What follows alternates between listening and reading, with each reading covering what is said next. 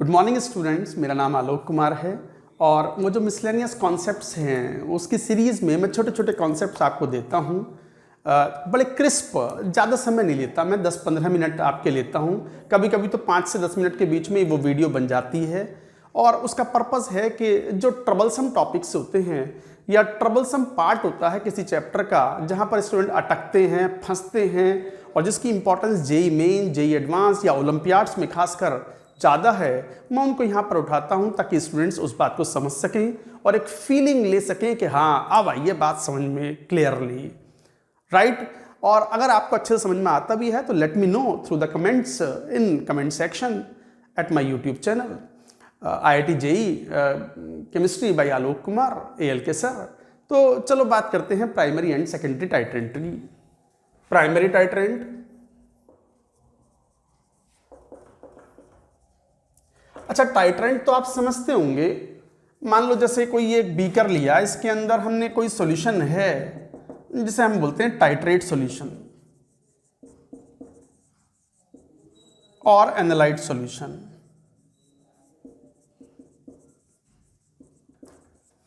और यहां ब्यूरेट की मदद से हम टाइट्रेंट मिलाते हैं। टाइट्रेंट जो कि एक स्टैंडर्ड सॉल्यूशन है,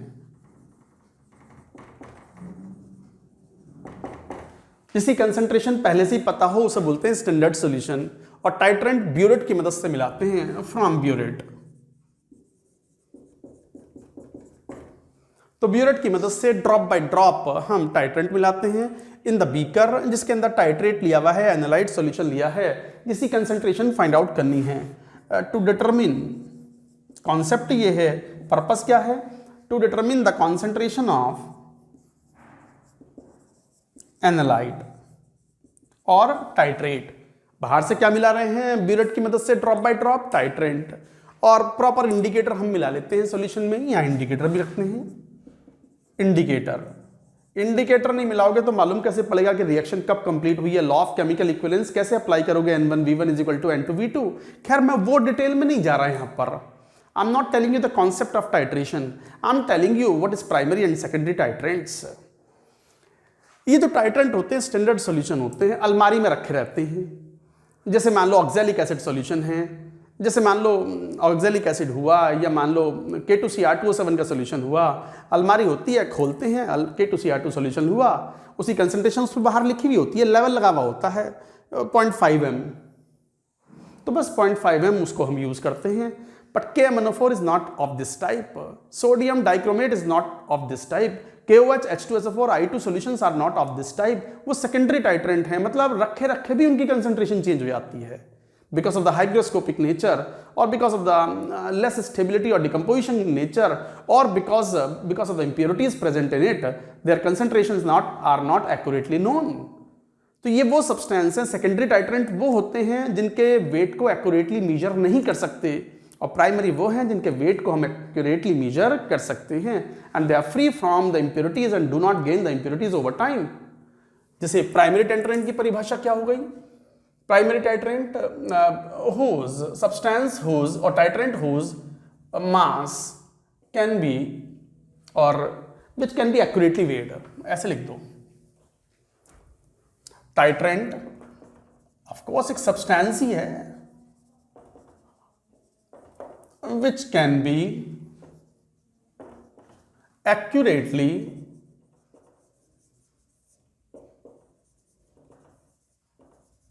weighed। Titrant which can be accurately weighed, ये है प्राइमरी टाइट्रेंट। एक्यूरेटली वेड का मतलब free from impurities, not hygroscopic. Hygroscopic का मतलब रखे रखे, ऐसा नहीं कि मॉइस्चर एब्जॉर्ब कर ले। तो free from impurities, not hygroscopic, and their concentration remains concentration of such primary titrant,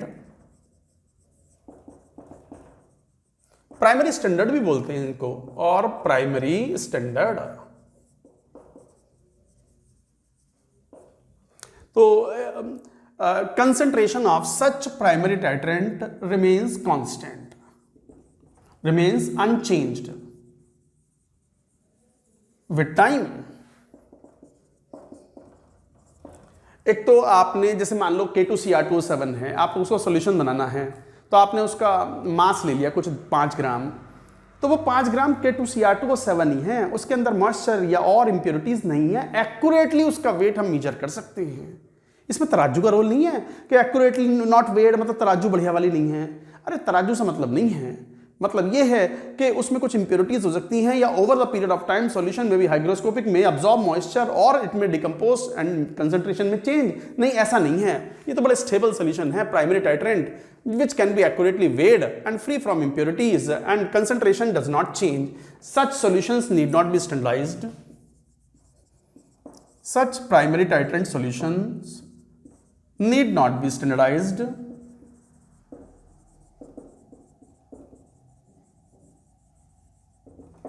Before use.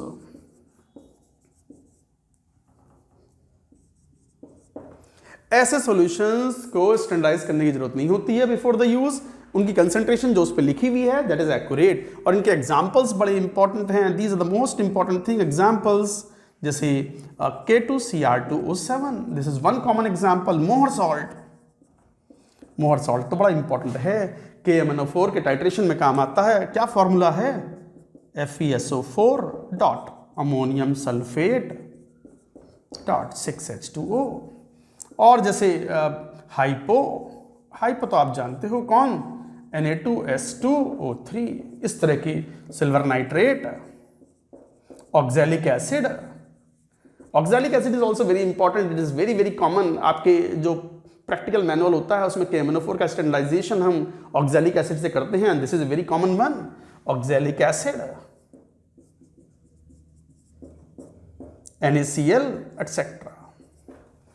तो oxalic acid, NaCl, silver nitrate, hypo, Mohr salt, KMnO4, K2Cr2O7, not KMnO4, these are primary titrant, all primary titrant।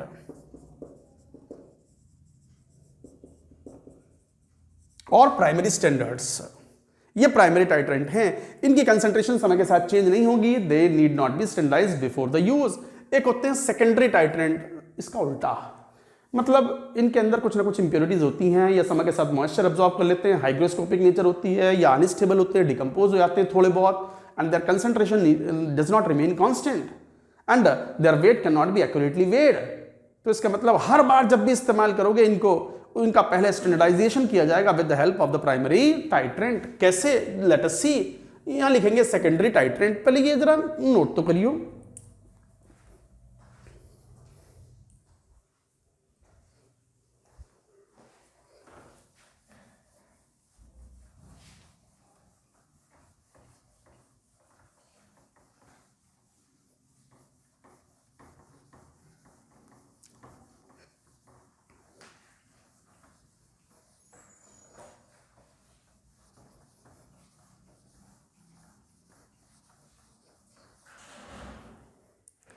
Secondary titrant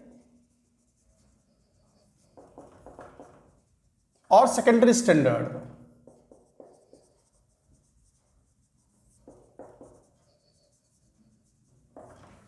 whose weight cannot be accurately weighed or which cannot be accurately weighed।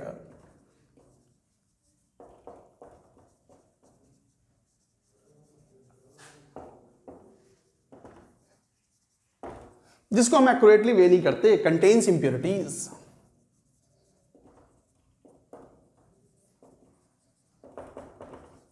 Hygroscopic nature भी हो सकती है।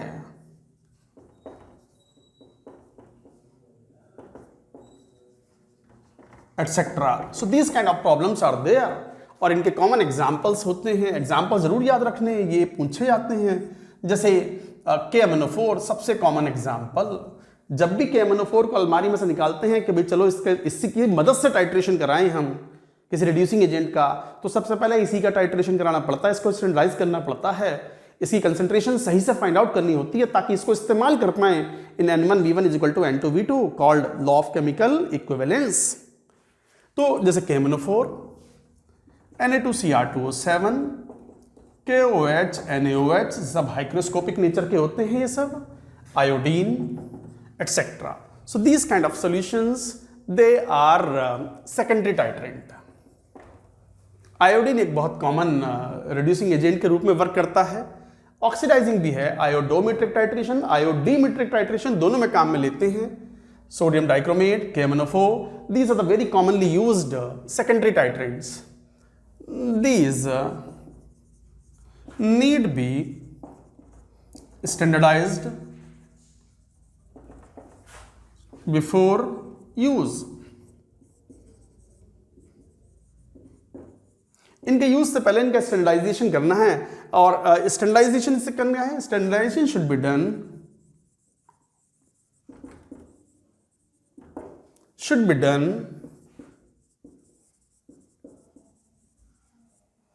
with the help of primary titrant. तो primary titrant की मदद से standardize करना होता है, and these need be standardize before use. उससे इस्तेमाल करना होता है क्योंकि इनका एक्यूरेटली वेट नहीं करते, कंसंट्रेशन जो लिखी हुई होती है नीड नॉट बी करेक्ट, तो you have to standardize it before its use, and the examples are very important. जैसे एग्जांपल देखो, KMnO4 standardisation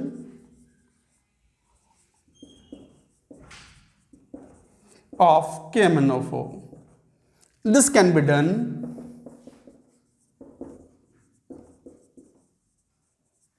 by oxalic acid, जो कि प्राइमरी टाइट्रेंट है, सॉल्यूशन, और Mohr salt solution,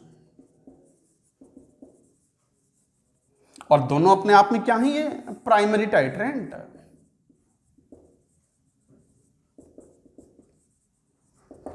primary titrant होते हैं ये। तो standardization of the KMnO4 is done with the help of oxalic acid solution and Mohr salt solution. अब जैसे KMnO4 है तो इसमें बड़ी इंपॉर्टेंट बात ये है, वैसे तो यूजुअली क्या होता है, बच्चों को हम सिखाते हैं कि जिसका स्टैंडर्डाइजेशन करना है या जिसकी कंसंट्रेशन फाइंड आउट करनी है उसे बीकर में लो। यहाँ उल्टा है, KMnO4 को हमेशा हम जब भी यूज करते हैं तो हमेशा ब्यूरेट में भरते हैं, क्योंकि it is a self indicator. तो मान लो हम यहाँ ऑक्सैलिक एसिड ले लेंगे, H2C2O4 aqueous plus H2SO4 acidic medium में, बिकॉज एसिडिक मीडियम में KMnO4 बड़ा अच्छा ऑक्सीडाइजिंग एजेंट है और रिएक्शन बढ़िया करता है टू मेंटेन एसिडिक मीडियम।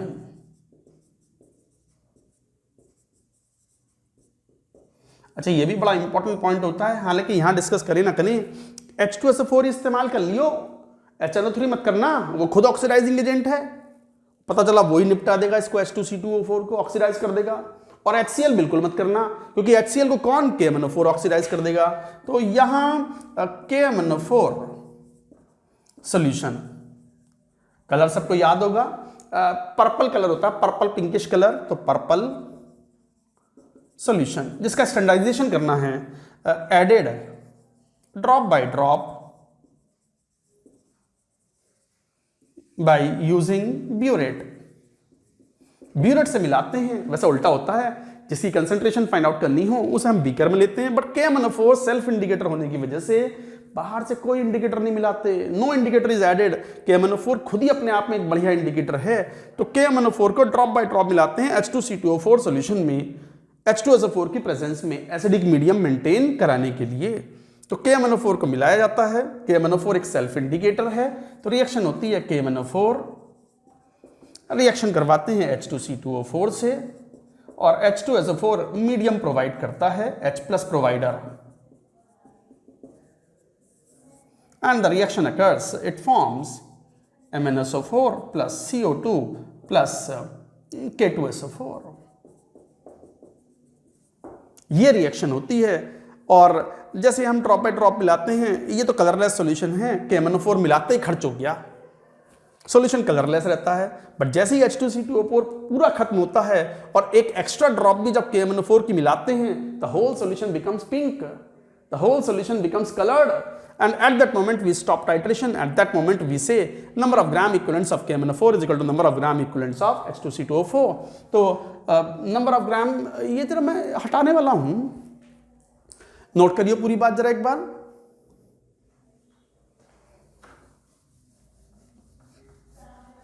ये भी अपने आप में बड़ा इंपॉर्टेंट क्वेश्चन है।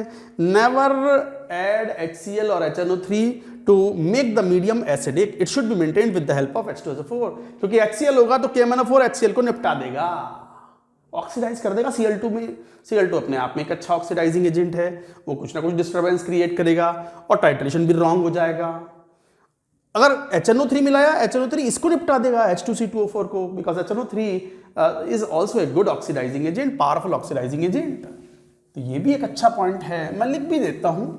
हालांकि मेरा पर्पस अभी जो बात करने का था, ये शॉर्ट स्टोरीज हैं, छोटी छोटी चीजें हैं, मैं लंबा नहीं बनाना चाहता इसको ज़्यादा, फिर भी लिख देता हूँ। To make acidic medium of KMnO4 solution,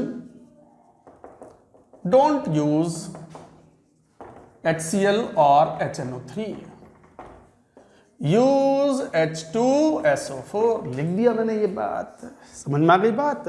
अच्छा, दूसरा KMnO4 इज सेल्फ इंडिकेटर, और जब KMnO4 का स्टैंडर्डाइजेशन करते हैं, कंसंट्रेशन फाइंड आउट करते हैं विद एक्सैलिक एसिड और Mohr salt, then at equivalence point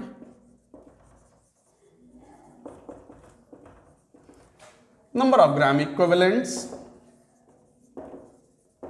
of KMnO4 is equal to number of gram equivalents of H2C2O4। तो number of gram equivalents of तो concentration of KMnO4 into volume of KMnO4 to be added into valency factor 5 होता है, because KMnO4 +7 से +2 में गया है, तो इसका वैलेंसी फैक्टर 5 है। वैलेंसी फैक्टर का मतलब that relates the molecular weight and equivalent weight.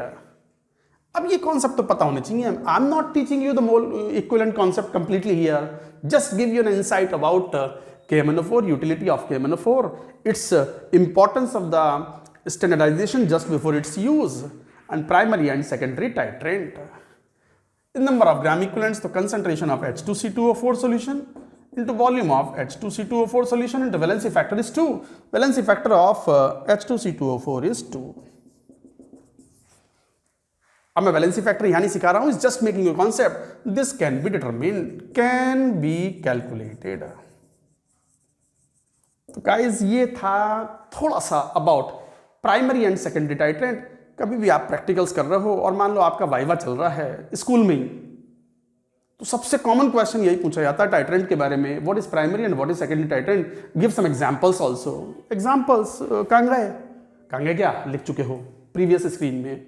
और दूसरा ये कि जब भी हम KMnO4 का टाइट्रेशन करते हैं तो हम उसे बीकर में क्यों ना लेते, एक क्वेश्चन ये भी था। और तीसरा क्वेश्चन कौन सा, KMnO4 का टाइट्रेशन करवा रहे हैं मान लो ऑक्सैलिक एसिड से, तो हम H2SO4 यूज करते हैं एसिडिक मीडियम में, क्या हम HCl और HNO3 भी इस्तेमाल कर सकते हैं क्या?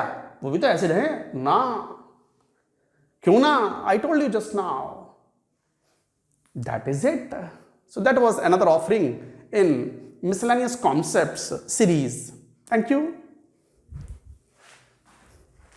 अरे लाइक वाइक कर दिया करो यार, और सब्सक्राइबर भी कर थोड़ा सा बढ़वा दो भाई।